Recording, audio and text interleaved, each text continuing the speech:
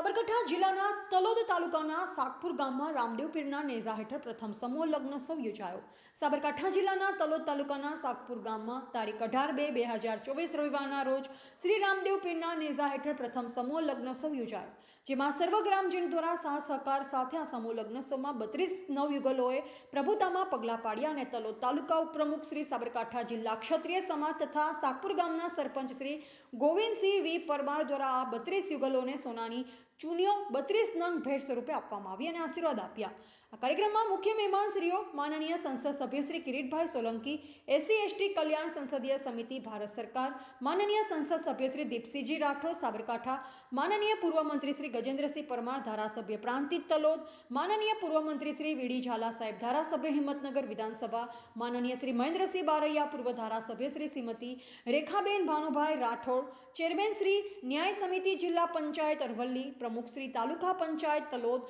Chairman ન્યાય સમિતિ તાલુકા પંચાયત તલોદ આ મહેમાનશ્રીઓ હાજર હતા અને તમામ મહાનુભાવોનું અભિવાદન કર્યું અને ગામના આગેવાન દ્વારા સરપંચ શ્રી ગોવિંદસિંહ વી પરમાર દ્વારા સ્વાગત કરવામાં આવ્યું અને તમામ આવેલા સમૂહ લગ્નમાં મહેમાનોને જમવાની વ્યવસ્થા ખૂબ જ સુંદર આયોજન કરવામાં આવ્યું અને 32 યુગલોને કરિયાવર ભેટ આપવામાં આવી અને આ સમૂહ લગ્નોત્સવની શાંતિપૂર્વક રીતે પૂર્ણ કરવામાં આવ્યો. રિપોર્ટર રાજેન્દ્રસિંહ ઝાલા, બોધિક ભારત, તલોદ, ગુજરાત.